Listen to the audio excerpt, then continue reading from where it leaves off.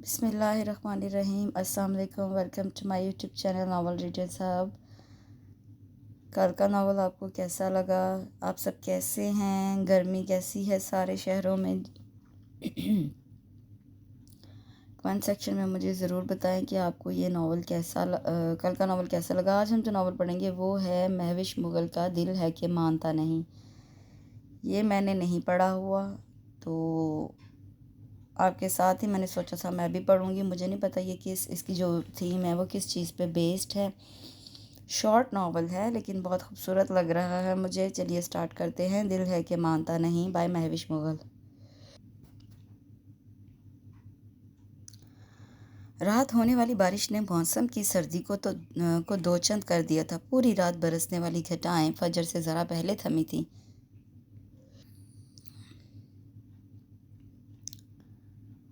مگر ابھی ہلکی ہلکی پھوار نے نمی گھول رکھی تھی۔ اللہ اکبر کی صدا نے اس کے جامد وجود میں حرکت پیدا کی۔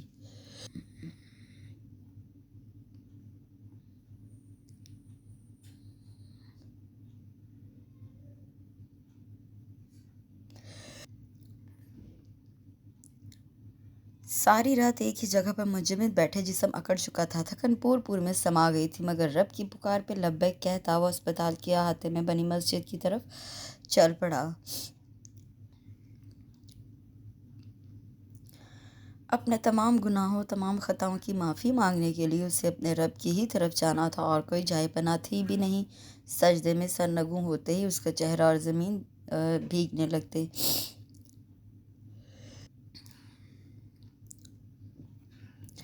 جانے کہاں کہاں کے آنسو تھے جنہیں وہ بہائے چلا جا رہا تھا۔ پورے خشوع و خضوع سے نماز کی ادائیگی کے بعد اس نے دعا کے لیے ہاتھ اٹھائے تو دل کی دعائیں آنسوؤں کی لڑی میں بدلنے لگی۔ اے میرے رب، میرے گناہوں کو میرے لیے سزا نہ بنا، میری کوتاہیوں کو میرے پچھتاوے نہ بنا۔ مجھے ایک موقع دے دے کہ میں اسے بتا سکوں کہ وہ میرے لیے کیا ہے۔ ایک موقع جو مجھے محبت کی عدالت میں معافی دلا دے، میری دعاؤں کو قبول کر دے، مجھے معاف کر دے میرے پروردگار، اسے مجھے لوٹا دے میرے رب، لوٹا دے۔ بچوں کی طرح زاروں قطار روتا وہ دوبارہ سجدہ ریز ہو گیا۔ میم آپ کا فون ہے۔ ہینڈ بیگ میں سیل فون رکھتا اس کا ہاتھ ایک لمحے کے لیے رکا۔ اس سے پلٹ کر دیوار کی گھڑی میں ٹائم دیکھا، 1 بج رہا تھا۔ بہت تسلی سے اس نے بیگ میں اپنے باقی اشیاء کی موجودگی کا یقین کیا، پھر آہستہ آہستہ چلتی فون سٹینڈ کے پاس آئی جہاں کھڑی ملازمہ روز دہرائی جانے والی بات کے انتظار میں تھی۔ کہہ دو کہ میں گھر پر نہیں ہوں، فون کے بالکل قریب آ کر اس نے غصے سے کہا، اور فوراً پلٹ گئی۔ اس کا مقصد پورا ہو گیا تھا۔ ملازمہ نے خاموشی سے فون کان سے لگایا۔ ٹھیک ہے، اور سب خیریت ہے؟ اسے کچھ بولنے کی ضرورت ہی نہ پڑی، صاحب نے خود ہی بات ختم کر دی۔ جی سر، لیکن وہ اٹکی۔ لیکن کیا؟ وہ پریشان ہوا۔ سر، میم 2 دن سے کھانا نہیں کھا رہی اور غصہ بھی آیا ہوا ہے بہت۔ شام تک اور دیکھ لو ورنہ جھٹ کال کر کے انفارم کر دینا۔ Okay sir. ریسیور کریڈٹ پر ڈال کر وہ کچن کی طرف چل دی۔ نماز اور تلاوت قرآن پاک سے فارغ ہو کر وہ دوبارہ اندرونی حصے کی طرف جانے لگا تو سورج تمام دنیا کو اپنی روشنی میں نہلا چکا تھا۔ قرب الہی نے اس کے دل کو پرسکون کر دیا تھا۔ ابھی وہ کوریڈور میں داخل ہی ہوا تھا کہ نرس نے اسے جا لیا۔ مبارک ہو سر، آپ کی پیشنٹ کو ہوش آ گیا ہے۔ واقعی؟ جی sir, but she is still in I C U, nurse نے جواب دیا۔ Oh thank you so much sister. وہ آئی سی یو کی طرف بھاگا۔ آئی سی یو کے شیشے کے اس پار اب وہ ساکت وجود اتنا بھی ساکت نہ تھا بلکہ زندگی کی کرن نے اس کے وجود میں ارتعاش پیدا کر دیا تھا۔ ڈاکٹرز مختلف طریقوں سے اس کا معائنہ کرنے میں مگن تھے۔ وہ دواؤں کے زیر اثر دوبارہ غنودگی میں جا چکی تھی، مگر ایک حوصلہ افزا پیش رفت کے بعد ابھی بھی اسے اندر جانے کی اجازت نہ تھی۔ اسی وقت ڈاکٹر احمد باہر آئے۔ وہ اس کے بہت پرانے جاننے والے تھے۔ مبارک ہو young man, she is better now. ہنستے ہوئے انہوں نے اس کے کندھے پر ہاتھ رکھا۔ تھینک یو انکل، اگر آپ نہ ہوتے تو کم آن، میری جگہ کوئی اور بھی ڈاکٹر ہوتا وہ یہی کرتا۔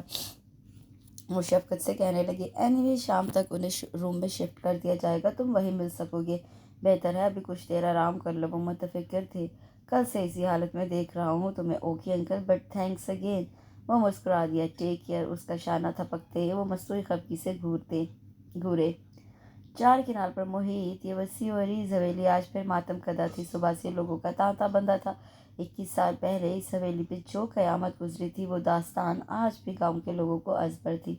रात के अंधेरे में पुलिस से भागते डाकू ने इस हवेली में पनाह ली और मौका अच्छा जानकर ना सिर्फ हवेली के माल पर हाथ साफ किया बल्कि 3 जवान नाशे भी छोड़ गए। मोहिब शाह इस गाँव समेत 5 गाँव के सरदार थे। एक नहायत ईमानदार, नेक और खुदादर्द बादशाह की तरह वो गाँव के बासियों की फलाह के लिए हम वक्त तैयार रहते थे। उनकी शरीक हयात मोमिना शाह भी उनकी तरह थी। अपने दोनों बेटों सिकंदर शाह और आलम शाह को भी उन्होंने हमेशा यही सिखाया।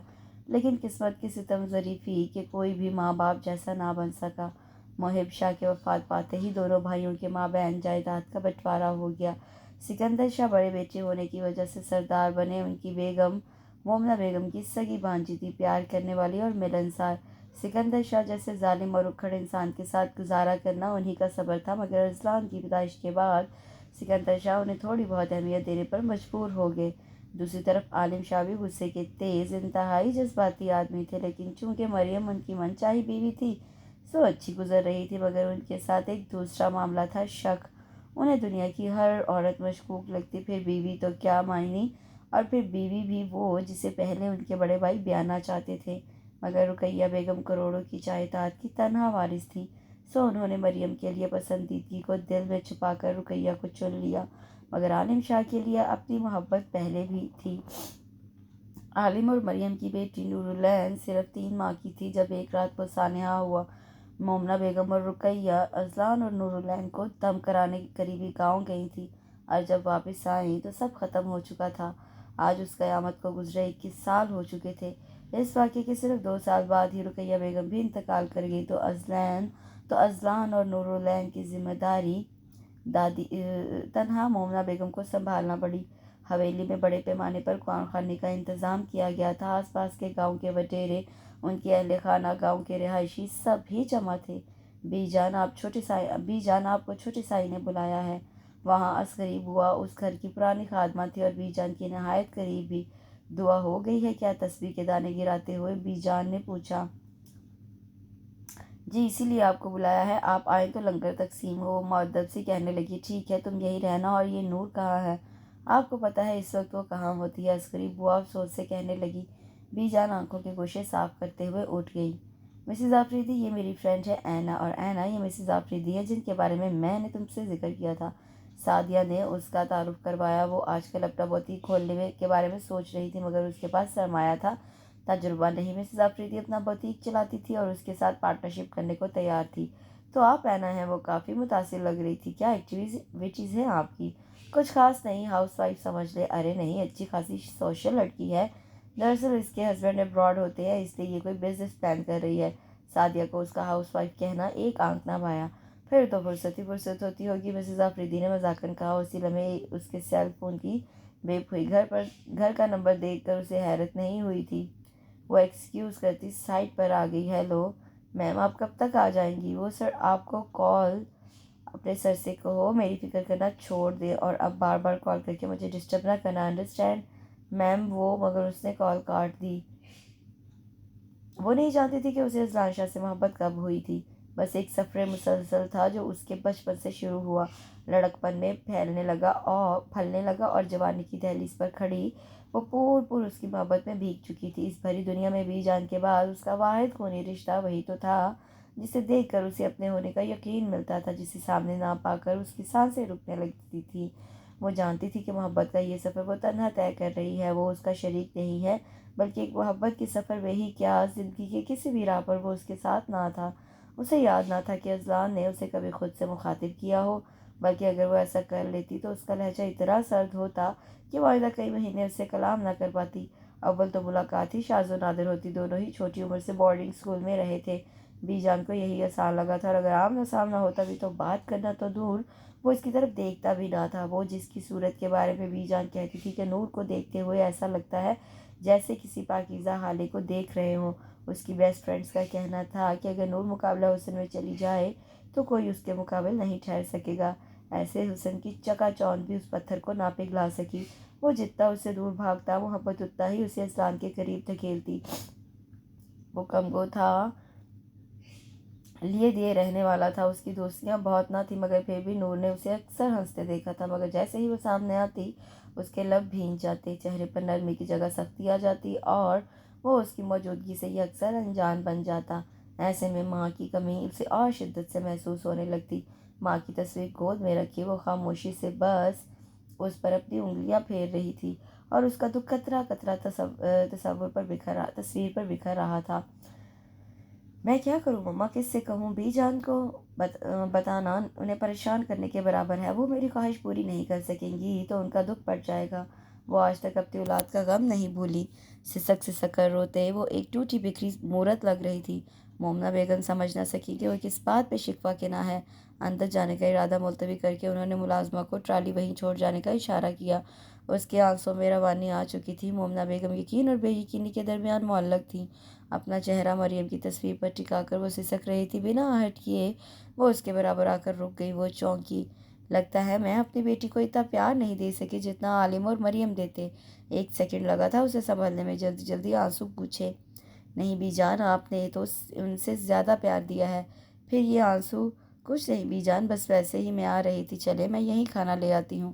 وہ گڑبڑائی، پتہ نہیں بی جان کب سے ان کی باتیں سن رہی ہوں گی۔ مومنہ بیگم نے چپکے سے آنکھیں صاف کیں۔ وہ جانتی تھی کہ انہیں اب کیا کرنا ہے۔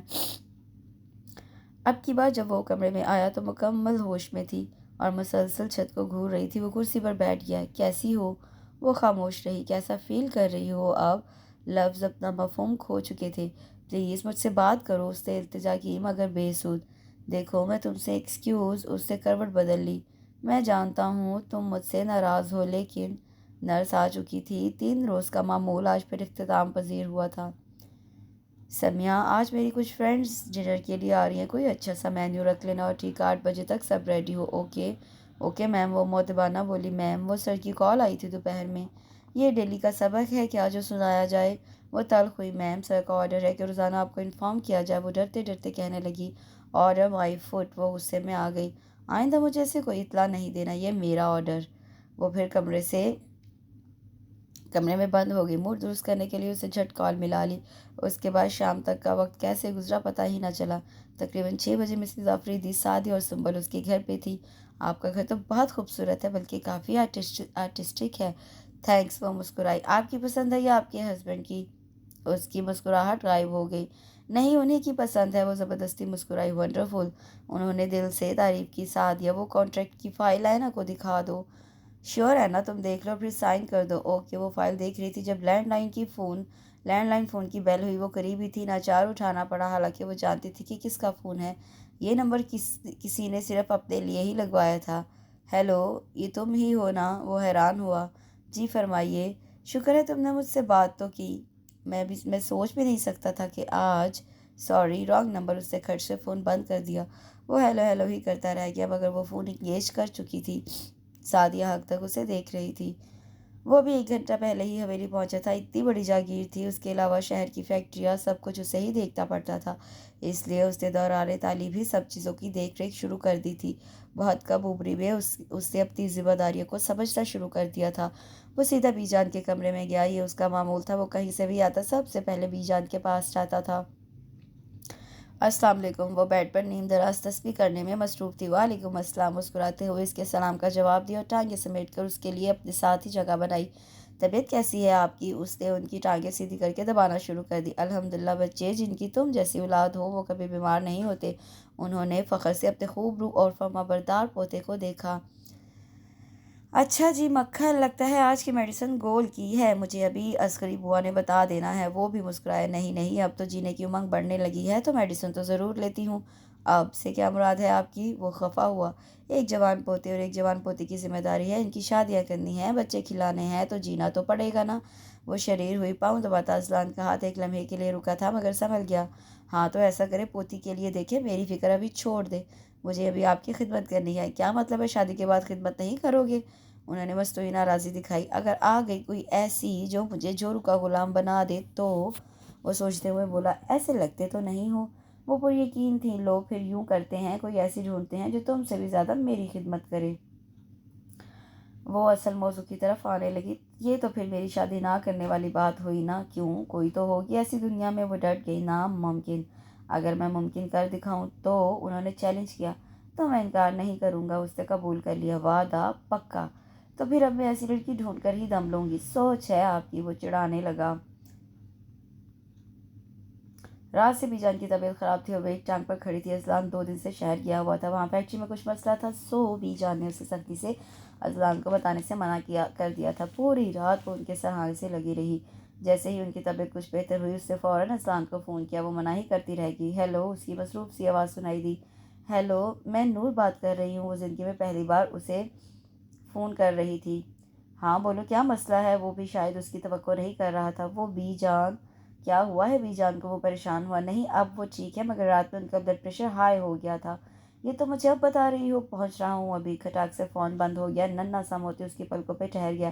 ریسیور کیڈر پر رکھ کر وہ دوبارہ ان کے پاس آ رہے ہیں۔ میں ذرا آپ کے لیے کچھ بنا لوں؟ نظر چراتی وہ کچن کی طرف چل دی۔ کیا مجھے آپ سے ہمیشہ ذلت ہی ملے گی؟ محبت نہ صحیح، کم از کم عزت ہی دے دیا کرے۔ وہ خود سے ہی ہم کلام تھی۔ جب حویلی پہنچا تو اسے پہر ہو چکی تھی۔ وہ سیدھا بی جان کے کمرے میں گیا۔ وہ سو رہی تھی۔ وہ ان کے ساتھ ہی بیڈ پر بیٹھ گیا۔ ابھی وہ ان کے ساتھ دراز ہونے کا سوچ ہی رہا تھا جب اس کی نظر بیڈ کے ساتھ نماز پڑھتی نور پر پڑی۔ ایک بار پھر اسے نور پر غصہ آ گیا۔ السلام علیکم۔ نماز پڑھ کر وہ مخاطب ہوئی۔ سر کی جنبش سے اسے جواب دیا گیا۔ آپ کے لیے کھانا لگواؤں؟ نہیں، اور اب جاؤ، میں ہوں ان کے پاس۔ اس کی موجودگی اذلان کے لیے قابل قبول نہ تھی، لیکن کھانا، وہ فکر مند ہوئی۔ جانے کیوں اس شخص کے ہاتھوں اتنی مرتبہ ذلیل ہونے کے باوجود بھی وہ تھکتی نہ تھی۔ ایک بار کا کہا تمہاری سمجھ میں نہیں آتا؟ فون کی گھنٹی مستقل بج رہی تھی، مگر وہ انسنی کرتی ٹی وی میں مگن تھی۔ سمیہ اپنے کمرے میں جا چکی تھی اور وہ جانتی تھی کہ پچھلے کچھ دنوں سے وہ اسے اسی لیے فون کر رہا تھا کہ وہ ریسیو کرے گی۔ وہ اس شخص کی سزا کا دورانیہ گھٹانے کے حق میں نہیں تھی۔ جو وہ سوچ چکی تھی اور جو اسے سمجھایا گیا تھا، اسے اس پر ہی عمل پیرا رہنا تھا۔ مگر آج جانے کیوں فون کی ہر گھنٹی اس کے دل میں پیوست ہو رہی تھی۔ وہ دماغ کی انگلی تھامے اپنے عہد پر کاربند رہنے کی کوشش کرنے لگی، مگر دل جیت گیا۔ فون رسیو ہو چکا تھا، لیکن اس کی زبان سے ایک لفظ بھی ادا نہ ہوا۔ ہیلو، وہ بے قرار ہوا۔ ہیلو، پلیز مجھ سے بات کرو، اس نے التجا کی۔ میں جانتا ہوں یہ تم ہی ہو، تم بھی میری طرح اذیت میں ہو۔ پلیز پلیز، بس ایک بار لوٹ آؤ۔ کریڈل پر رکھی اس کی انگلی اس کے لفظوں کا گلا گھونٹ گئی۔ ایک ننھا سا قطرہ اس کے گال پر پھیلا اور خود بخود جذب ہو گیا۔ اذلان جب ان کے کمرے میں آیا تو وہ نماز سے فارغ ہو کر اپنے بیڈ پر لیٹ رہی تھی۔ انہوں نے ابھی اسے مردانے سے بلوایا تھا اور وہ فوراً حاضر ہو گیا۔ ان کا بلاوا ہمیشہ اس کے لیے پہلی ترجیح تھا۔ ارے، میں نے اصغری سے کہلوایا تھا کہ فارغ ہو کر آ جانا۔ وہ نہال ہوئی۔ آپ بلائیں اور میں فارغ ہونے کا انتظار کرتا رہوں؟ امپاسبل تو تم نے اور بھی ایک کام کو کہا تھا، مگر میں نے وہ کر دکھایا۔ وہ پراسرار ہوئی۔ کیا کام؟ اسے یاد نہ آیا۔ یہی کہ میں اپنے لیے ایسی بہو ڈھونڈوں جو تم سے زیادہ میرا خیال رکھے، میری خدمت کرے۔ تو کیا ڈھونڈ لیا آپ نے؟ وہ سراپا حیرت تھا۔ ہاں بالکل، اور وہ تم سے صرف زیادہ نہیں بلکہ بہت زیادہ خیال رکھے گی میرا۔ وہ پرجوش تھی۔ یہ آپ کیسے کہہ سکتی ہیں کہ وہ میری چھوڑو، بس اپنا وعدہ پورا کرو، اس لیے تمہیں بلوایا ہے۔ وعدہ یہی کہ تم انکار نہیں کرو گے؟ پر بی جان، پتہ تو چلے ہے کون؟ وہ بھی ابھی تک حیران تھا۔ ہاں ہے نا تمہاری طرف سے؟ وہ سوال ٹال گئی۔ بی جان، آپ نے نور کے لیے کوئی لڑکا دیکھا ہے؟ اس کی چھٹی ہی سلام دینے لگی۔ ضرورت ہی نہیں پڑی۔ وہ بھی غالباً اس سے چھپن چھپائی سے محظوظ ہو رہی تھی۔ مطلب صاف ہے، میں نے تمہارے لیے نور کے لیے تمہیں پسند کیا ہے۔ اس کے بدترین خدشات کی تصدیق ہو گئی۔ اسے لگا پوری حویلی اس کے اوپر آ گری ہو۔ کیوں بچے، کیسے لگی میری پسند؟ اب وہ فاتحانہ اسے دیکھ رہی تھی اور وہ ایک لفظ بھی بول نہ سکا۔ بی جان، کیا یہ آپ کی محض سوچ ہے یا خواہش؟ وہ فوراً انہیں انکار نہیں کر سکتا تھا، مگر سوچ کو بدلا جا سکتا ہے اور خواہش کے معاملے میں اسے خود کو بدلنا پڑتا ہے۔ یہ کیسا سوال ہے اذلان؟ میرا مطلب ہے اس کے علاوہ کوئی اور حل؟ وہ سنبھلا۔ کیوں، تمہیں نور پسند نہیں ہے؟ میرا یہ مطلب نہیں ہے، مگر میرے اور اس کے درمیان انڈرسٹینڈنگ نہیں ہے، جو انڈرسٹینڈنگ کرنے سے ہوتی ہے۔ مگر پھر بھی اگر تمہیں اعتراض ہو تو میں اپنی خواہش دبا سکتی ہوں، ہزار چند کی اسے بھلا نہیں سکتی۔ انہوں نے اسے جذباتی کرنے کی کوشش کی۔ تم نے ہمیشہ ہر حال میں میرے کہے کا مان رکھا ہے اذلان، یہ ایک آخری خواہش بھی پوری کر دو۔ نور کے معاملے میں تم سے زیادہ میں کسی پر اعتبار نہیں کر سکتی۔ میری نور بہت معصوم ہے، بہت سادہ، دنیا کی سختیوں سے ناواقف۔ میں ڈرتی ہوں کہ کہیں کوئی اور لوگ۔ مجھے کوئی اعتراض نہیں ہے بی جان۔ اسے خود کی آواز کہیں پاتال سے آتی محسوس ہوئی۔ ہاں، افسوس رہے گا کہ مجھ سے بات منوانے کے لیے آپ کو اتنی وضاحت دینا پڑی۔ نہیں اذلان، یہ تو تمہارا حق ہے بچے، انہوں نے اس کا چہرہ ہاتھوں میں لیا۔ بلکہ مجھے ہی تم پر اپنی خواہش مسلط نہیں کرنا چاہیے۔ اس کی اتنی فرمانبرداری انہیں سوچنے پر مجبور کر گئی۔ آپ کی کسی بھی خواہش کو پورا کرنا میرا فرض ہی نہیں بلکہ میری سب سے بڑی خواہش ہے بی جان۔ انہوں نے اس کی پیشانی چوم لی۔ محبت کے ہزاروں رنگ، لاکھوں روپ اور کروڑوں نام ہیں، مگر یہ محبت کا کون سا روپ تھا؟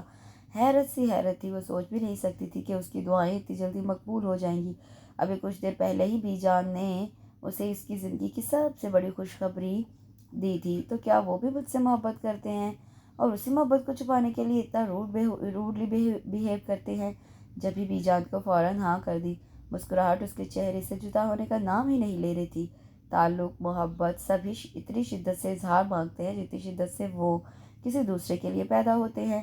اگر انہیں ان کی طلب کے مطابق اظہار نہ دیا جائے تو سب ختم ہو جاتا ہے۔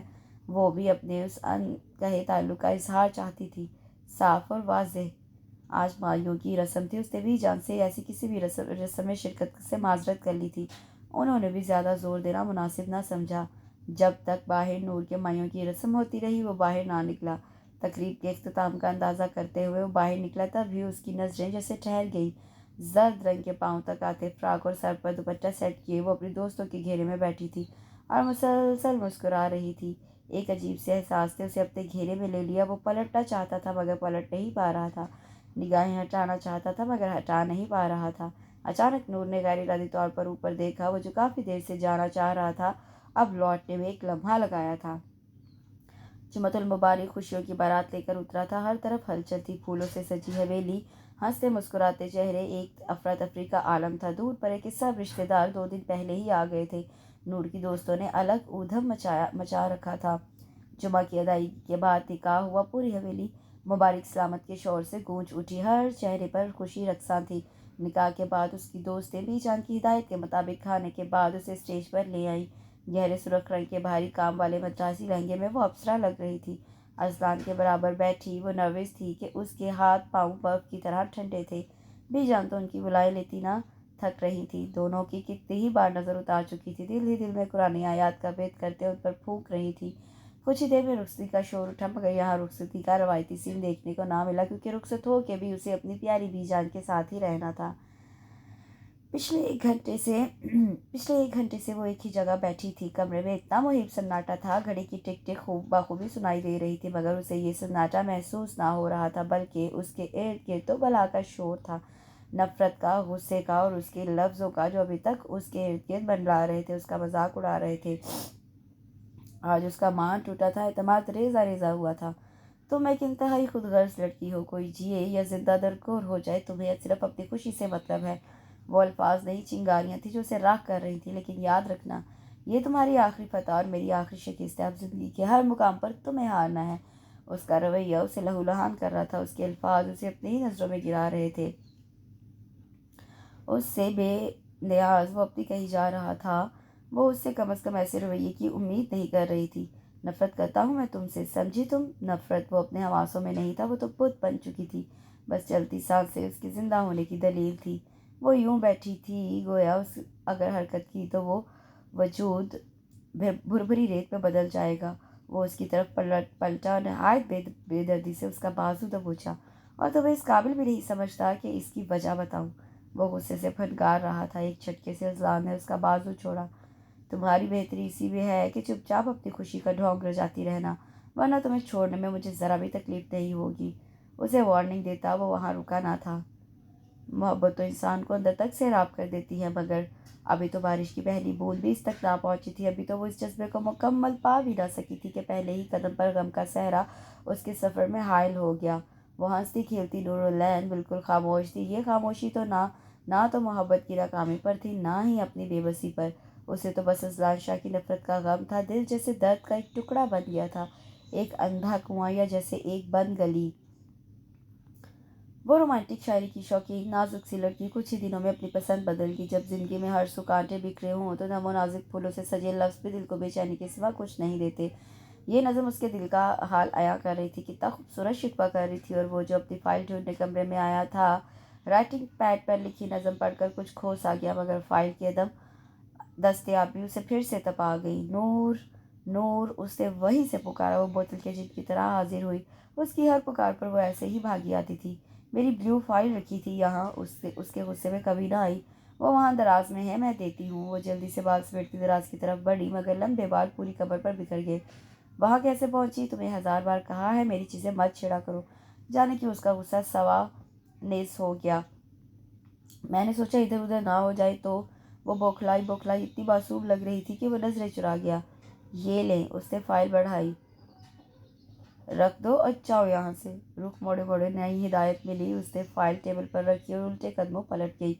मगर उसे फाइल क्यों चाहिए थी वो भूल चुका था। आज उसे अस्पताल से डिस्चार्ज किया जाना था। ड्राइवर उसका सारा सामान गाड़ी में रख चुका था। चलें? कहाँ? ये पहला लफ्ज़ था जो अस्पताल की 8 रोज़ा क़याम के दौरान उससे बराह रास्त उससे कहा था। वापस? हाँ, मगर मैं अकेले वापस जाना चाहती हूँ। लेकिन अगर आप मुझे खुश देखना चाहते हैं तो मुझसे दूर चले जाएं। वो उसकी तरफ देखते से भी गुरेजा थी। तो मुझे माफ़ नहीं कर सकती? मोहब्बत के लिए भी नहीं। मोहब्बत को बीच में मत लाएं। ये ना हो कि यही मोहब्बत आपको मजबूर कर दे। मैं मोहब्बत के लिए कुछ भी कर सकता हूँ। वो दिल गिरफ्ता था। मैं आपसे दूर जाना चाहती हूँ। जो गलतियाँ मैंने की हैं तुम भी वही दोहराना चाहती हो। कितना टूटा बिखरा लहजा था, मगर वो पत्थर बनी रही। ठीक है, मैं चला जाता हूँ तुमसे दूर। खुद से मुझ तक का ये फासला अब तुम ही समेट सकती हो। जल्द या बदेर ये फैसला तुम ही को दिया, क्योंकि अब मैं मज़ीद तुम्हें तकलीफ देने के बारे में सोच भी नहीं सकता। वो खड़ा हो गया। वो बिना कुछ कहे चुपचाप बाहर चल दी। जब सब कुछ मेरे हस्बे मंशा हो रहा है तो ये उलझन कैसी? ये इज़्तिराब कैसा? कहाँ गया? कहाँ क्या गलत है? इसकी मुझसे मोहब्बत, मेरी उससे लाताल्लुकी, या फिर हमारा फ़ैसला? या अल्लाह, क्या उसके साथ मेरा रवैया गलत है? मगर मैंने भी तो बिना जुर्म के सज़ा काटी थी। वो तो फिर गुनहगार है। मेरे बोला, मुझे सही और गलत के दरमियान फ़र्क दिखा दे, मुझे सुकून दे दे। अपने रब के सामने सजदा रेज़ गड़गड़ा कर वो अपने लिए सुकून इत्मीनान मांग रही थी। उसकी सिसकियों को फ़ोन उसकी सिसकियों को फ़ोन की अचानक गूंजने वाली घंटी ने तोड़ा था। उसने घड़ी की तरफ देखा जो रात के 11 बजा रही थी। रिसीवर हाथ में लेकर वो खामोश खड़ी थी। फ़ोन बंद मत करना प्लीज़। वो बहुत परेशान लग रहा था। मैं तुम्हें लेने आ रहा हूँ, बीजान की तबीयत ख़राब है, वो तुम्हें बहुत याद कर रही हैं। वो जल्दी जल्दी बोल रहा था। वो तड़प उठी, फ़ोन को क्रडल पर फेंकती वो कमरे में आई। ज़रूरी चीज़ें बैग में ठूंसते वो मुस्तकिल रो रही थी। क्या बात है नूर, उदास क्यों हो? कोई मसला है क्या? वो उसकी माँ थी, उसकी रग रग से वाकिफ। वो जितना मर्जी दिखावा कर लेती, मगर माँ का दिल मुतमईन करना इतना आसान नहीं था। नहीं, मैं तो बहुत खुश हूँ, बहुत ज़्यादा। देखे कितना हंस रही हूँ। ज़बरदस्ती की मुस्कुराहट चेहरे पे लाते आज उसका दिल दगा दे गया। बीजान ने तड़प कर उसे गले लगा लिया। बीजान, मैं वो खुद पर काबू ना रख सकी। नूर, सच बताओ, मुझसे मत छुपाओ। बीजान, वो अजलान क्या किया है? उससे तुम्हें डांटा है? उन्होंने उसका चेहरा ऊंचा किया। वो मुझसे एक लम्हे में वो खुद को काबू करने में कामयाब हुई थी जो उसके आंसू से तड़प उठी। हकीकत तो उन्हें जीते जी मार डालेगी। वो मुझसे नाराज़ है। कितना मुश्किल था झूठ बोलना, मगर सच बोलने से बेहतर। पागल लड़की, उन्होंने हंसते हुए उसके सर पर चपत लगाई। नाराज़ है तो मना लो। उनकी मुस्कुराहट और भी गहरे हो गई। कैसे? जैसे नाराज़ किया था? मगर मैंने तो नाराज़ किया ही नहीं। वो बस सोच सकी।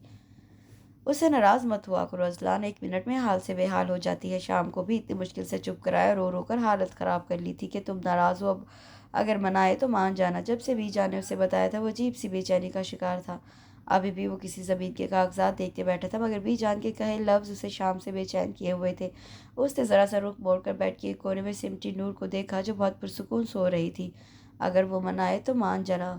मगर उसने तो नूर को कोई ऐसा हक ही ना दिया था रूठने मनाने का। फिर वो क्यों उसे मनाती? मगर कैसी ख्वाहिश उसके दिल में पनप रही थी कि वो अरसलान को मनाए, उससे पूछे कि वो उससे इतनी नफरत क्यों करता है, और वो अपने दिल का गुबार निकाल कर पुरसुकून हो जाए और नूर ही की तरह पुरसुकून नींद सो सके। ये कैसा एहसास उसके अंदर जागने लगा था।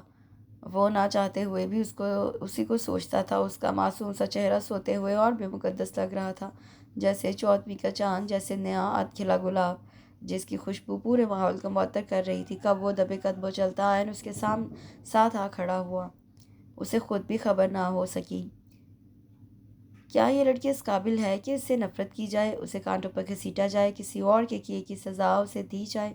मेरे रवैये से उसे तकलीफ़ होती होगी, मेरा लहजा उसे छल नहीं करता होगा, मगर मैं, वो खुद से ही हम कलाम था। उससे करवट बदली और जैसे सब खत्म हो गया।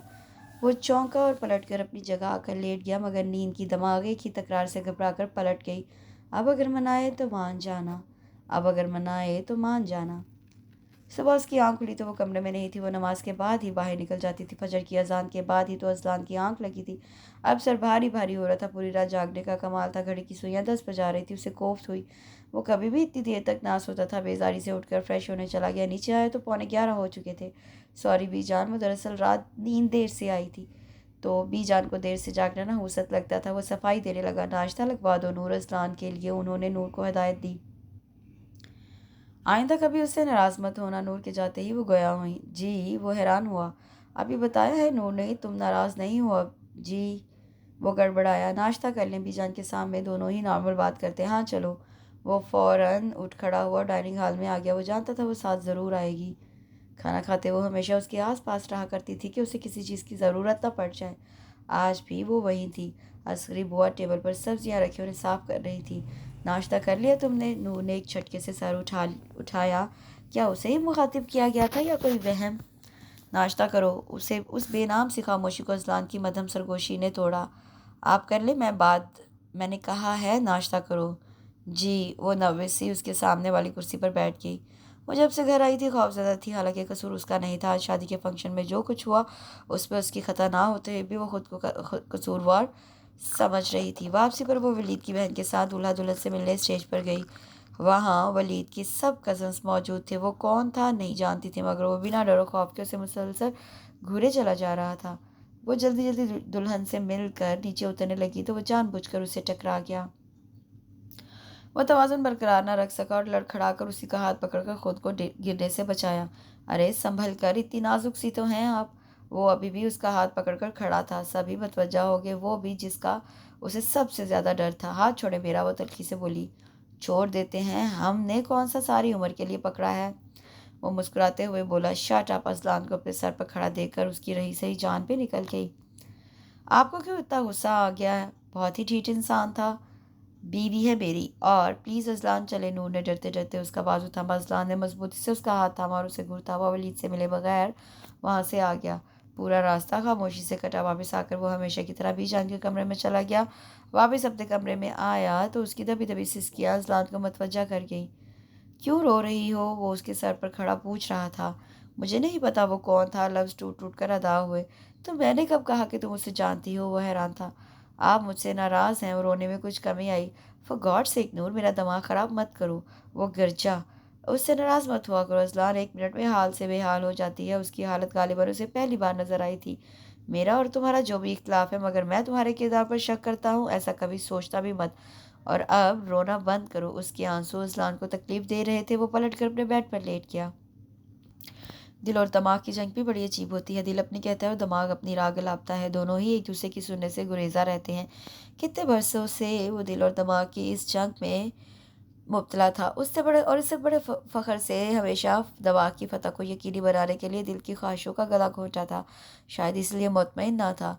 उसका दिल नूर से उस वक्त से मोहब्बत करता था जब से उसने लफ्ज़ मोहब्बत को जाना था। उसका दिल नूर से उस वक्त से मोहब्बत करता था जब उसने लफ्ज़ मोहब्बत को जाना था। उसके लिए मोहब्बत का दूसरा नाम नूरुलैन शाह थी। वो उससे 5 साल बड़ा था, मगर उम्रों का ये फ़र्क भी उन दोनों के लिए एक तोहफा था। वो इस नन्ही सी परी का ऐसे ख्याल रखता था जैसे वो उससे 15 साल बड़ा हो। उसे आज भी याद था कि एक बार भी जान ने उससे कहा था, अजलान की चांद सी दुल्हन लाऊंगी, बिल्कुल परियों जैसी। और वो बरजस्ता बोला था, पर बी जान, नूर तो परियों से भी ज़्यादा प्यारी है।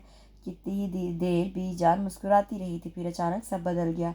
वो नन्ही सी परी उसकी मोहब्बत की आदी हो गई है, ये जानते हुए भी वो उससे दूर भागने लगा।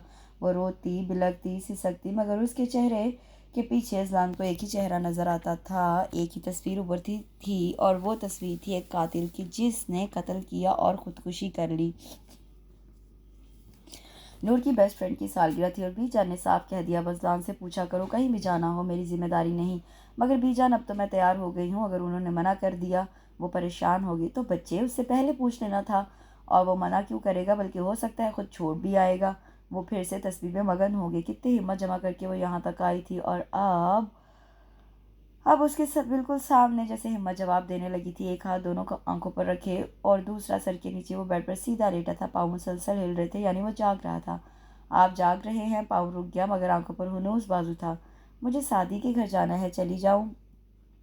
خاموشی برقرار رہی۔ وہ قریب چلی گئی، اس نے آنکھوں سے بازو ہٹایا مگر منظر دھندلا گیا۔ میں سعدی کی طرف جاؤں؟ اسے جھجکتے ہوئے پوچھا۔ 1000 دفعہ منع کیا ہے، مجھے اپنی شکل نہ دکھایا کرو۔ جانے کون سے جذبے کو وہ غصے کے پردے میں چھپا رہا تھا۔ نور کی آنکھیں حیرت سے پھٹنے لگی۔ دور ہو جاؤ میری نظروں سے، آؤٹ! وہ منہ پر ہاتھ رکھ کر بھاگی تو بی جان سے ٹکرا گئی۔ وہ اس کی سفارش ہی کرنے آ رہی تھی۔ نور، نور! وہ پکارتی رہ گئی مگر وہ انسنی کرتی بھاگ گئی۔ ان کا پروگرام اب اذلان کی کلاس لینے کا تھا۔ دروازہ کھلنے اور بند ہونے کی آواز پر اس کے ہونٹ بھینچ گئے مگر اس نے آنکھوں پر سے بازو ہٹانے کی زحمت نہیں کی تھی۔ میں نے کہا ہے نا مجھے اپنی شکل مت دکھایا کرو! اس کی زبان سے نکلتے لفظ بی جان کو ساکت کر گئے۔ نفرت ہے مجھے تم سے، اس لیے وہ تم سے شادی نہیں کرنا چاہتا تھا۔ اس کے منہ سے نکلتے انگارے بی جان جیسی مضبوط عورت کو لڑکھڑا گئے۔ اگر وہ سہارا نہ لیتی تو اب تک گر جاتی۔ یہ وہ کیا کہہ رہا تھا؟ وہ ایسا کیسے کہہ سکتا تھا؟ او میرے خدا، یہ سب کیا ہے؟ ان کا سر گھوم رہا تھا اور وہ جو سمجھ رہا تھا کہ وہ ابھی تک اس کی ڈانٹ سننے کے لیے کھڑی ہے، آنکھوں پر سے بازو ہٹائے تو برف کی سل بن گیا۔ وہ اسے اتنی بے یقینی سے دیکھ رہی تھیں جیسے انہیں اس کے اذلان ہونے پر شبہ ہو۔ کیوں نفرت کرتے ہو اس معصوم سے؟ ان کے ہاتھ پاؤں ٹھنڈے ہو رہے تھے۔ وہ سراپا حیرت تھی۔ بی جان وہ ایک دم ان کے قریب آ گیا اور ان کے ہاتھ تھامنے چاہے مگر انہوں نے جھٹک دیے۔ مجھے میرے سوال کا جواب چاہیے اذلان۔ بی جان میں وہ ویسے ہی۔ اس نے پھر سے انہیں سہارا دینا چاہا مگر وہ 2 قدم پیچھے ہٹ گئی۔ اندر داخل ہوتی نور کے لیے اندر کا منظر حیران کن تھا۔ تم بتاؤ نور، کیوں کرتا ہے یہ تم سے نفرت؟ بی جان کا سوال اس کی سانسیں روک گیا۔ کس نے کہا آپ سے؟ ایسی تو کوئی بات نہیں۔ وہ نظریں چرانے لگی۔ کاش جھوٹ ہوتا! وہ وہیں کرسی پر ڈھہ گئی۔ کئی منظر آنکھوں کے سامنے لہرائے جس میں نور کے آنسو، اس کی اداسیاں رقصاں تھیں۔ وہ بھی بے جان سے ان کے سامنے گر گئی۔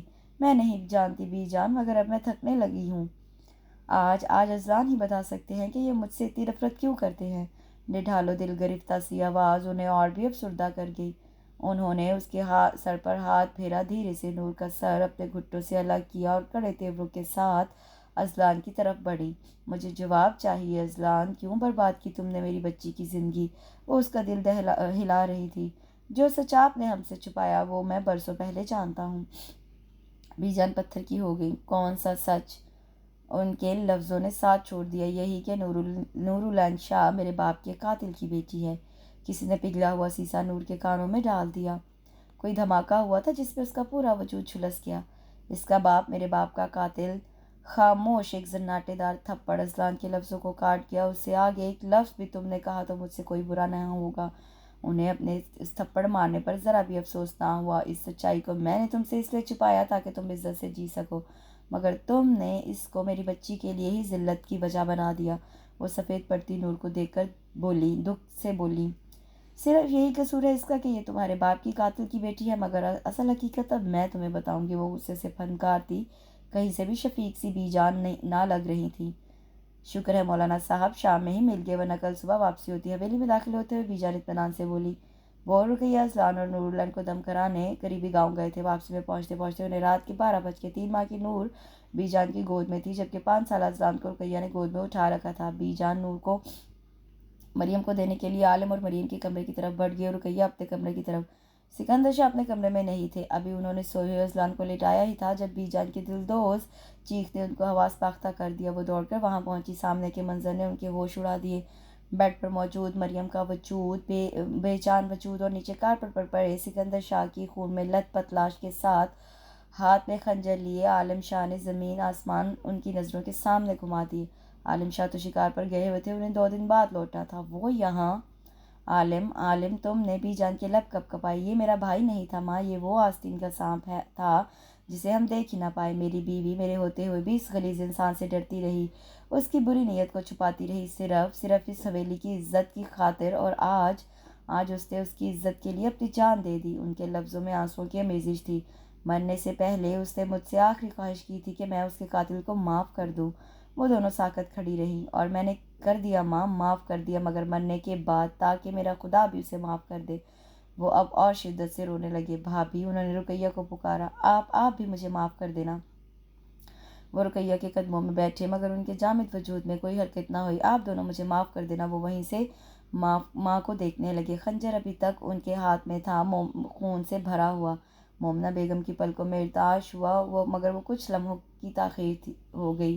عالم نے خون میں ڈوبا خنجر اپنے سینے میں اتار لیا۔ اب کی بار بی جان کے ساتھ ساتھ رقیہ کی چیخوں سے پوری حویلی گونجنے لگی۔ عالم وہ ہسٹرائی انداز میں چلا رہی تھی، ہم نہیں جانتے کہ اصغری نے ہرانے والے کو کیا بتایا۔ رقیہ کو تو پورے 3 دن بعد ہوش آیا اور میں ہوش میں ہوتے ہوئے بھی بے ہوش تھی۔ ماضی ایک فلم کی طرح ان کی نظروں کے سامنے چل رہا تھا۔ گناہ کیا تمہارے باپ نے، مگر اس کی سزا عالم اور مریم کو ملی، اور تم نے اپنی ناقص آگاہی کی بنیاد پر اس کے ساتھ وہ کیا جس کے حقدار نہ تو اس کے ماں باپ تھے اور نہ یہ انہوں نے اذلان کو جتلایا۔ کاش زمین پھٹے اور وہ اس میں سما جائے یا آسمان اسے نگل لے، مگر اسے نورالعین شاہ کی نظروں کا سامنا نہ کرنا پڑے۔ مگر وہ اس کی طرف دیکھ ہی کب رہی تھی، وہ تو گمسم اپنے ہاتھوں کی طرف دیکھ رہی تھی۔ میں نے تم دونوں کو ہمیشہ محبت سکھائی، مگر یہ نفرت کا بھی تمہارے اندر کہاں سے آ گیا؟ انہوں نے منہ پھیر لیا۔ وہ دکھی تھی، ان کا درد حد سے سوا تھا۔ تم نے میری تربیت کو مٹی میں ملا دیا، میری پرورش، میری محبت، سب کو رول دیا، مجھے اس کے سامنے کھڑا سر اٹھانے کے قابل نہ چھوڑا۔ انہوں نے نور کے سر پر ہاتھ رکھا۔ نور کو تمہیں اسی لیے سونپا تھا نا میں نے کہ تم سے زیادہ مجھے کسی پر اعتماد نہیں تھا، اور تم ہی نے میرے اعتماد کا خون کر دیا۔ اذلان، وہ نڈھال ہو گئی۔ وہ ان دونوں کا گناہ گار تھا۔ وہ ایک ایسا مسافر تھا جس نے دوران سفر کوئی بھی ایسی نشانی نہ چھوڑی تھی جس پہ چل کے وہ واپس لوٹ سکتا، کوئی ایسی یاد، کوئی لمحہ جو اس کی نور سے محبت کا ثبوت دیتا۔ نفرت کی اس جنگ میں سب سے زیادہ خسارہ تو اسی کے حصے میں آیا تھا جو سر جھکائے ابھی تک اپنے ہاتھوں کی لکیروں کو گھورے جا رہی تھی۔ نور، بی جان نے اسے پکارا مگر اس سے جواب نہ دیا۔ اذلان نے کرب سے آنکھیں میچ لی۔ وہ اس کا گناہ گار تھا، اس کی اس حالت کا ذمہ دار، پھر بھی اس کی نفرت برداشت کرنے کا حوصلہ نہ رکھتا تھا۔ پہلے ہی اپنے دل میں اس کے وجود سے نفرت جگانے کے لیے محبت کے طوفانوں سے ٹکرایا تھا، اور اب جب نفرت کا بیج تلف ہوا تو سارے طوفان یکلخت اس کے دل کی سرزمین پر کود پڑے تھے۔ نور بچے، بی جان تڑپ کر اٹھی۔ وہ دیوانوں کی طرح اپنے ہاتھوں کو تکے جا رہی تھی، نظریں ایک ہاتھ سے دوسرے ہاتھ پر پہلے ہاتھ کی طرف گھوم رہی تھیں۔ نور، بی جان نے اسے جھنجھوڑ دیا۔ سوچ کے ویرانوں سے حقیقت کی دنیا کا سفر بہت کٹھن تھا۔ اس نے مڑ کر اذلان کی طرف دیکھا۔ بہت سنبھل کر کھڑے ہونے کے باوجود بھی اس کے قدم لڑکھڑا رہے تھے۔ وہ چلتی ہوئی بالکل اس کے سامنے آ کھڑی ہو گئی۔ کیا کچھ نہ تھا ان کی آنکھوں میں، دکھ، تکلیف، برداشت کی حدوں کو چھوتا کرب۔ مجھے میری کسی کوتاہی کی سزا دی ہوتی، میرا کوئی عمل میرے گناہ میں شامل ہوتا تو آج میں اپنی غلطی ہر عمل کے لیے آپ کے سامنے گڑ گڑا کر معافی مانگتی۔ اس نے اذلان کا گریبان اپنے ہاتھوں میں تھام لیا۔ پہلی بار وہ اس کے اتنا قریب آئی تھی، مگر ہر احساس، ہر جذبے سے عاری ہو کر میری کوئی لغزش میری سزا کا باعث ہوتی، پھر بھی آپ حق پر ہوتے۔ لیکن اگر قصور میرے باپ نے کیا بھی تھا تو اس کی سزا آپ مجھے کیسے دے سکتے ہیں، میری زندگی کیسے برباد کر سکتے ہیں؟ ایک جھٹکے سے اس نے اذلان کا گریبان چھوڑا۔ نور، میری بات، وہ گڑ گڑایا، بہت نفرت ہے نا آپ کو مجھ سے؟ نور، تم، اتنی نفرت کہ میری شکل بھی دیکھنا گوارا نہیں ہے۔ اس نے ادھر ادھر نگاہیں دوڑائیں جیسے کچھ ڈھونڈ رہی ہو۔ ایک ہی جسم میں اس نے سائڈ ٹیبل پر رکھی فروٹ باسکٹ سے چھری اٹھائی۔ سب اتنا آنن فانن ہوا کہ وہ دونوں کچھ نہ کر سکے۔ نور بچے، بی جان جیسے ہوش میں آئی، وہ بھی اس کی طرف بڑھا۔ خبردار میرے پاس مت آئیے گا، اس نے وارننگ دی اور چھری اپنی کلائی پر رکھ دی۔ نور، پلیز ایسا مت کرو، وہ چیخا، مگر اسے کوئی بھی آواز سنائی نہ دے رہی تھی، بس ایک گونج تھی، اس کا باپ، میرے باپ کا قاتل۔ ہلکی سی سسکی اس کے منہ سے نکلی تھی۔ اس نے اپنی کلائی پر چھری پھیر لی۔ اسپتال میں اس نے 8 دن کس طرح گزارے یہ وہی جانتا تھا۔ بی جان نے بس اسے اتنا کہا، اگر میری بچی اپنے پاؤں پر چل کر میرے پاس نہ آئی تو میرا مرا ہوا منہ دیکھو گے۔ جب اسے نور کے ہوش میں آنے کی خبر ملی تو سب سے پہلے اس نے بی جان کو ہی بتایا تھا۔ انہوں نے محض ہوں میں جواب دے کر فون کاٹ دیا۔ وہ ایک بار ٹھیک ہو جائے وہ اس کے سارے گلے دھو دے گا، سارے شکووں کو مٹا دے گا، جتنی وہ محبت وہ اس سے کرتی ہے اس سے کہیں زیادہ وہ اسے دے گا، اس کی زندگی کو خوشیوں سے بھر دے گا۔ کتنی پلاننگ کی تھی اس نے، مگر نور کا فیصلہ، اس کی کوتاہیاں سوچ سمیت اسے لوٹا گیا۔ پورا 1 مہینہ وہ حویلی نہ گیا تھا، مگر زمینوں کے مسائل، فصلوں کے ٹھیکے، حویلی کا سارا نظام، وہ کب تک وہاں نہ جاتا؟ بی جان نے خود اسے فون کر کے بلایا تھا۔ پورا دن گزرنے کے بعد بھی وہ اسے کہیں نظر نہ آئی۔ بالآخر کھانے کی ٹیبل پر اس سے پوچھ لیا، نور کہاں ہے بی جان؟ وہ شہر والے گھر چلی گئی ہے، بلکہ میں نے ہی بھیجا ہے۔ جب وہ تمہارے ساتھ رہنا ہی نہیں چاہتی تو اب میں بھی زبردستی نہیں کروں گی۔ وہ پریشان ہو گیا، مگر وہ وہاں اکیلی، اصلی کو ساتھ بھیج دیا ہے میں نے، پہلے بھی پڑھائی کے لیے اکیلی ہی رہتی تھی۔ اب کیا پریشانی ہے؟ مالی ہے، ڈرائیور ہے، گارڈ ہے، بس ایک کل وقتی ملازمہ کی ضرورت ہے۔ اگر بھجوا سکتے ہو تو بھجوا دینا کسی کو تاکہ وہ اصغری واپس آ سکے۔ لیکن بی جان وہ ابھی بھی مطمئن نہ تھا۔ وہ پلٹ کر ایک طرف وہ پلیٹ ایک طرف کر کے اٹھ گیا۔ پھر سمیہ کو اسی نے وہاں بھجوایا۔ زندگی ایسے دوراہے پر آ گئی تھی جہاں ہر طرف دھول ہی دھول تھی۔ کون سی راہ اسے اس کی منزل پر پہنچائے گی کچھ نظر ہی نہ آتا تھا۔ وہ تھکنے لگتا مگر محبت پھر اسے اس میں نئی توانائیاں بھر دیتی۔ وہ نئی امید کے ساتھ پھر سے فون کرتا۔ اس کا رویہ بھی اسے مایوس نہ کرتا۔ وہ کیا کرتی ہے، کہاں جاتی ہے، پل پل کی خبر اذلان کو ہوتی، مگر وہ موم کی گڑیا پتھر کی سل بن چکی تھی۔ اب آپ کچھ نہیں بولیں گی، وہ غصے سے بولی، اور یہ ابلی پھیکی غذائیں کھاؤں گی؟ وہ نروٹھے پن سے بولی۔ ابلی پھیکی غذائیں؟ اس کی آنکھیں پھٹی۔ یہ جن کو آپ ابلی پھیکی غذائیں کہہ رہی ہیں پوری 2.5 گھنٹے میں بنائی ہیں میں نے، وہ مصنوعی غصے سے بولی۔ اس سے بہتر تھا تم مجھے آدھے گھنٹے میں چکن مسالہ بنا دیتی۔ آپ میری نرمی کا ناجائز فائدہ اٹھا رہی ہیں۔ کھاتی ہیں آپ یا بلاؤں آپ کے ہٹلر پوتے کو؟ اس نے دھمکی دی۔ جانتی تھی بی جان کے کھانے پینے کے معاملے میں وہ اس سے بھی زیادہ محتاط تھا۔ اچھا وہی ہٹلر پوتے جو آپ کی شوہر نامدار بھی ہیں؟ وہ شریر ہوئی اور چمچہ اٹھا لیا۔ ویسے پلان کامیاب رہا، وہ فخر سے کہنے لگی۔ دیکھو نا کیسے سیدھا ہو گیا، میرا پوتا ہے، میں جانتی ہوں اسے۔ وہ ہنس دی۔ ایسے ہی تم نے اسے معاف کر دینا تھا تو تمہیں فار گرانٹیڈ لیتا۔ وہ تائیدی انداز میں سر ہلانے لگی۔ آپ کی میڈیسن کا ٹائم ہو گیا ہے۔ اذلان بی جان کے پاؤں دبا رہا تھا جب وہ ان کی دعاؤں کا الارم لے کر پہنچ گئی۔ تم بھی نا بالکل بھولتی نہیں ہو، انہوں نے منہ بنایا۔ دوائیاں کھا کھا کر وہ تنگ آ چکی تھی۔ اذلان ابھی بھی ان کے پاؤں دبا رہا تھا، بالکل خاموش۔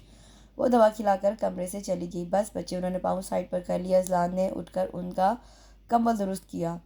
میرا اذلان اتنا خاموش تو نہیں تھا، انہوں نے اس کے ہاتھ مضبوطی سے تھام لیے۔ آپ کا اذلان اتنا برا بھی تو نہیں تھا، وہ جبراً مسکرایا۔ کس نے کہا تم برے ہو؟ وہ پوچھنے لگی مگر وہ ان کی گود میں سر رکھ کر لیٹ گیا۔ بی جان وہ مجھے معاف نہیں کرتی، وہ مجھ سے نفرت کرتی ہے اور میں اس کی نظریں دھندلا گئی۔ میں ان آنکھوں میں اپنے لیے نفرت نہیں دیکھ سکتا، اس لیے اس کی طرف دیکھتے بھی نہیں ہوں۔ آج کافی دنوں بعد وہ دونوں یوں بات کر رہے تھے۔ اذلان نے سر جھکا لیا۔ اس سے کہتے کیوں نہیں ہو؟ اس قابل ہوں کہ اس سے کچھ کہہ سکوں؟ وہ مبہم سا ہنسا۔ میں بات کروں نور سے؟ انہوں نے استفسار کیا۔ نہیں بالکل نہیں، میں اسے فورس نہیں کرنا چاہتا۔ اس نے فوراً نفی میں سر ہلایا۔ ایسا کب تک چلے گا؟ میں تم دونوں کو خوش دیکھنا چاہتی ہوں، اذلان اور وہ بھی ایک ساتھ۔ وہ مسکرائی۔ میں نے بہت مشکل سے تم سے زیادہ خدمت گزار بہو ڈھونڈی ہے نالائق، مجھے میری ہنستی مسکراتی بہو واپس چاہیے۔ وہ شریر ہوئی اب کی بار، وہ کھل کے مسکرا دیا۔ کمرے کے در و دیوار بالکل اسی کی طرح تھے، خاموش، پراسرار مگر شاندار۔ جب کبھی وہ حویلی سے باہر ہوتا وہ اس کے کمرے میں ضرور آتی تھی، ورنہ واپس آنے کے بعد وہ پہلے کی طرح اپنے کمرے میں شفٹ ہو گئی تھی۔ اس کی غیر موجودگی میں وہ بڑے حق سے اس کے کمرے میں موجود ہوتی تھی۔ کمرے کی ایک ایک چیز اسے اپنی محسوس ہوتی تھی، بس اس کا مالک ہی اپنانا تھا۔ ابھی بھی وہ کمرے کی ایک ایک چیز کو ہاتھ لگا کر محسوس کر رہی تھی۔ اس کی فل سائز تصویر جو بیڈ کے بالکل سامنے آویزاں تھی، اس کے سامنے آ کر وہ تھم گئی۔ وقت جیسے رک گیا، لمحے منجمد ہو گیا۔ اچانک اس کی تصویر دھندلا گئی۔ اس نے بے ساختہ اپنے منہ پر ہاتھ پھیرا، پوری طرح نرم ہو چکا تھا۔ دائیں ہاتھ سے پشت سے چہرہ پونچھتی وہ دھیرے سے مسکرا دی۔ اب تو آپ کی تصویر بھی رلانے لگی ہے، اس نے شکوہ کیا مگر جواب دینے والا کوئی نہ تھا۔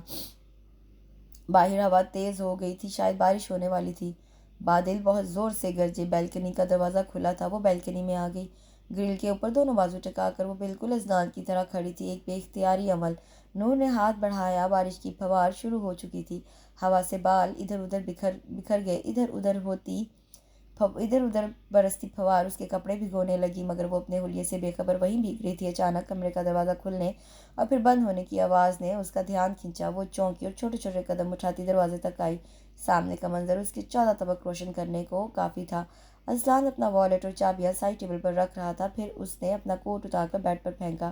وہ جلدی سے پیچھے ہٹ گئی۔ یا خدا، یہ آج کیسے آ گئے؟ انہیں تو پرسوں آنا تھا۔ وہ گھبرائی۔ باہر جانے کا ایک ہی راستہ تھا جہاں وہ موجود تھا۔ ایک بار پھر دروازہ کھلا، اس نے جھانکا۔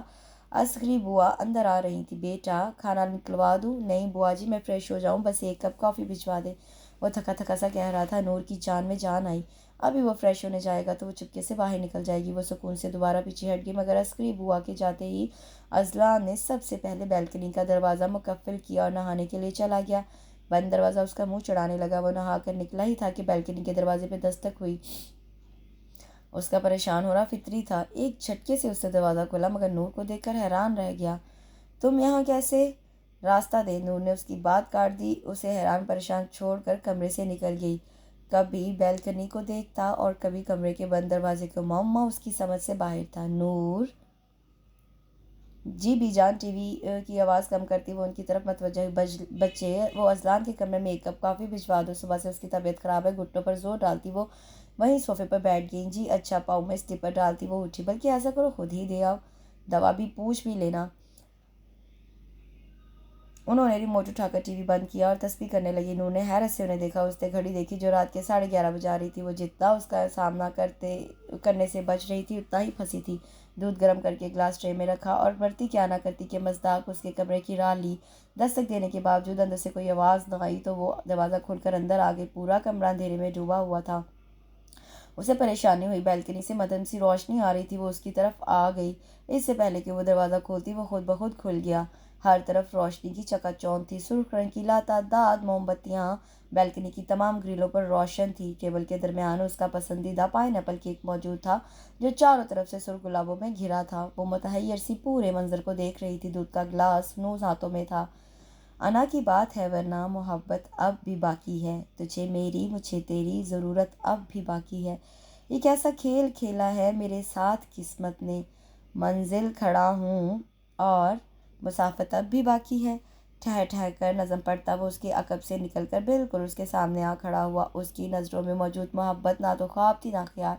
وہ پھر بھی اسے ایسے دیکھ رہی تھی جیسے بے یقین ہو. مسکراتے ہوئے آگے بڑھا. دودھ کا گلاس اس کے ہاتھ سے لے کر سائڈ ٹیبل پر رکھا. پھر پلٹ کر اس کے سامنے آ گیا. کچھ کہو گی نہیں. وہ چپ چاپ کھڑی رہی مگر اس کی اب آنکھوں میں نہ حیرت تھی نہ بے یقینی. میں جانتا ہوں نور میں نے بہت دیر کر دی, لیکن کیا اتنی دیر کر دی کہ واپسی کا ہر دروازہ بند ہو گیا ہے. وہ قطرہ قطرہ اپنے آنسوں کو اندر اتار رہی تھی مگر وہ پھر بھی مقابل کو اپنے ہونے کا احساس دلا گئی.